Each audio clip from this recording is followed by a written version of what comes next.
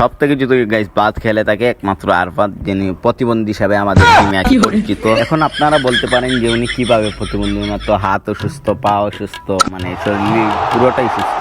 আসলে গাইস ওনার সাইডে দিয়ে মনে করেন বল গেলে উনি আসমানের দিক দিয়ে তাকিয়ে থাকে, মানে আছে না খেলার মধ্যে ক্যাট ব্যাট, ওইগুলো ওর ভিতরে কিছুই নাই।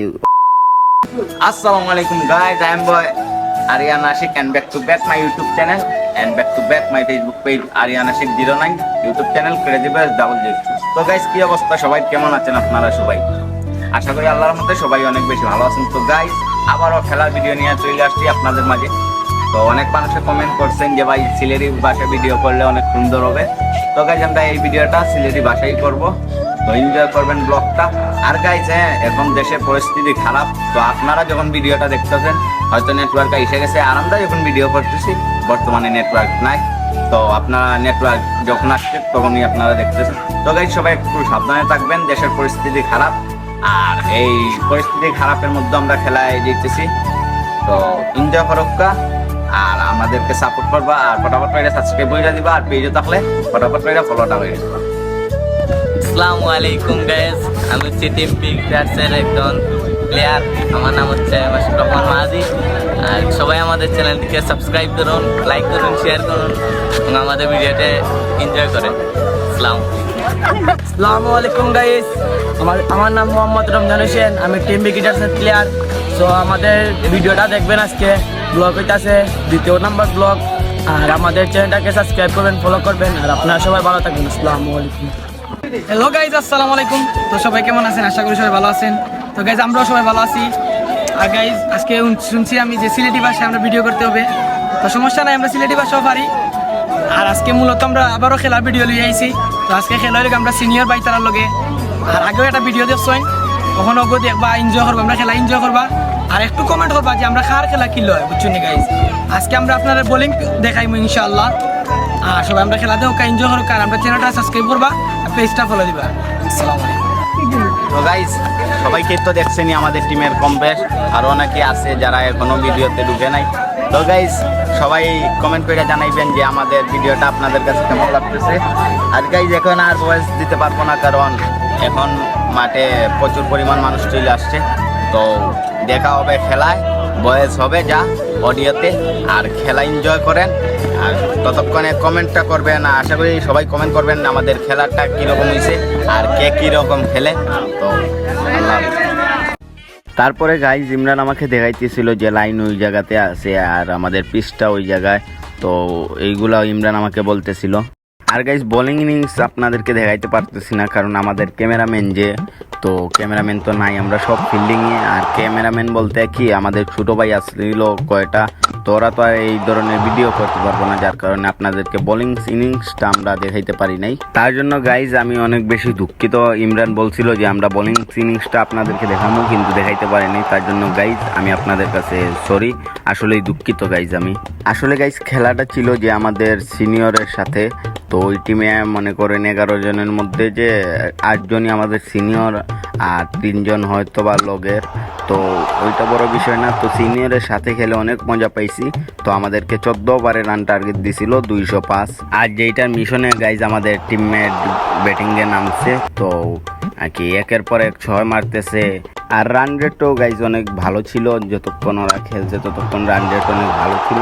আর ওপেনিং জুটিটা অনেক বেশি ভালো খেলতেছে গাইজ। তো দেশের পরিস্থিতিটা খারাপ, আপনারা সবাই একটু সাবধানে থাকবেন। আপনারা যখন ভিডিও দেখতেছেন হয়তো বা একটু স্বাভাবিক হয়ে গেছে, আর আমরা যখন ভিডিও করছি অনেক বেশি খারাপ ছিল। তো গাইজ সবার কাছে রিকোয়েস্ট থাকবে, যদি এখনও পরিস্থিতি খারাপ থাকে তাইলে একটু সাবধানে চলাফেরা করবেন, ঘর থেকে একটু সাবধানে বের হবেন, সবার কাছে এই রিকোয়েস্টটা রইল আমার। আর গাইজ ততক্ষণ কিন্তু আমাদের একটা উইকেট চলেই গেছে, আপনারা তো দেখছেনই। আমরা চাপে পড়ে গেছি, কেননা যারা নানা আমাদের ওপেনিং জুটি আনে।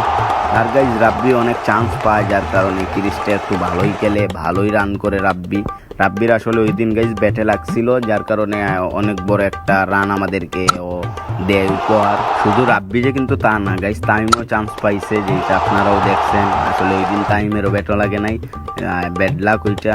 তো গাইজ ইনশাল্লাহ আজকে লাগে নাই তামিমের, কালকে লাগবে। তো একদিন না একদিন লাগবে, সব দিন যে রান পাবে এমন তো কোনো কথা নাই। তো ব্যাড লাক তামিম, ইনশাল্লাহ সামনে ভালো করবো আশা করি। তারপরে গাইজ আমিও উঠছি, তো আমিও কিছু করতে পারি নাই, আসলে আমারও ব্যাটে লাগে নাই, আমার ওই দিন একদম ব্যাড লাগ গেছে, যার কারণে আমিও রান আমাদের টিমকে দিতে পারি নাই।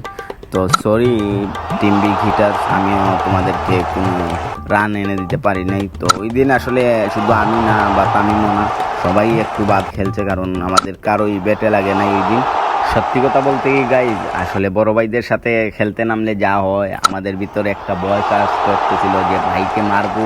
তো খেলায় যে ওই জিনিস আসলে মনে নেওয়া নাই, এটা আমরা জানি। তারপরও গাইজ আমাদের কীরকম একটা লাগতেছিল যে বড় ভাইরা বোলিং করতেছে আর আমরা ব্যাটিং করতেছি, কীভাবে বড় ভাইদের মারবো, এই জিনিসটা আমাদের ভিতরে কাজ করতেছিল। আসলে গাইজ ব্যাটসম্যান হিসাবে ওই দিন শুধু একমাত্র রাব্বি রান করে প্রায় 70 থেকে 80 রানের মতো, আর কেউই আমাদের রান পায় নাই। আমরা পাইছি টুকটাক, যেমন ধরেন আমি কিছু পাইছি, বাদে তামিম উনিও কিছু পাইছেন, বাদে মাসুক আহমেদ মেহেদি উনিও কিছু পাইছেন। সব থেকে যদি গাইজ বাদ খেলে থাকে একমাত্র আরফাত, যিনি প্রতিবন্ধী হিসাবে আমাদের টিমে পরিচিত। এখন আপনারা বলতে পারেন যে উনি কিভাবে প্রতিবন্ধী, ওনার তো হাতও সুস্থ, পাও সুস্থ, মানে শরীর পুরোটাই সুস্থ। আসলে গাইজ ওনার সাইডে দিয়ে মনে করেন বল গেলে উনি আসমানের দিক দিয়ে তাকিয়ে থাকে, মানে আছে না খেলার মধ্যে ক্যাট ব্যাট, ওইগুলো ওর ভিতরে কিছুই নাই। ও নিয়ে আসলে গাইজ আপনার মনে করেন যে ফাইল, মানে দাঁত বের করে হাসতে জানে, আর কিছুই পারে না। আসলে একটু মজা করলাম, ও কিন্তু ব্যাটসম্যান হিসাবে আছে মোটামুটি, তেমন একটা বড় প্লেয়ারও না, মোটামুটি আলহামদুলিল্লাহ ভালোই খেলে। আবার বোলিংয়ের দিক দিয়ে মনে করেন 2 ওভারে 50 রান দেওয়া ওর কাছে কোনো ব্যাপারই নেই।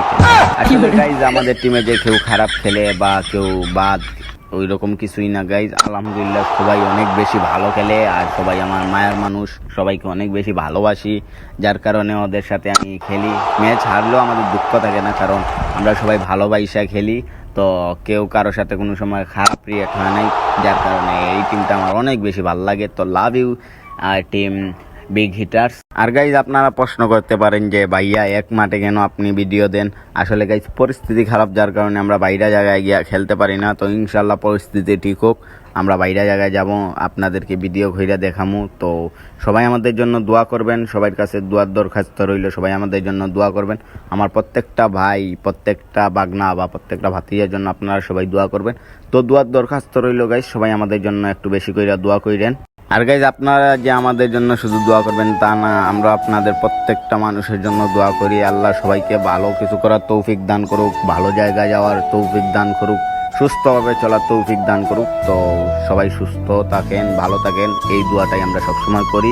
আর গাইজ যদি আমার ভিডিওতে কোনো ভুল থাকে তাইলে ক্ষমার দৃষ্টিতে দেখবেন, সবার কাছে দরখাস্ত রইল আমাকে মাফ করবেন। আর গাইজ আমরা এই ম্যাচটা হারি, অনেক কষ্ট, তাও কষ্ট কিছু না গাইজ, বড় ভাইদের সাথে খেলায় যেতটুকু আসছি, তো 19 রানের ব্যবধানে আমরা হারি, তো ওইটা বড় বিষয় না গাইজ, এই ম্যাচটা আমরা হাইরে গেছি। তো গাইজ সবাই ভালো থাকবেন, সুস্থ থাকবেন, দেখা হবে নতুন কোনো ভিডিওতে বা নতুন কোনো ক্রিকেটের ভিডিওতে। ততক্ষণ আপনারা এই ভিডিওটা দেখতে থাকেন, আর যারা চ্যানেলে নতুন ফটাফট করে সাবস্ক্রাইব করে দিন। সবাই ভালো থাকেন, সুস্থ থাকেন, আল্লাহ হাফিজ, আসসালামু আলাইকুম।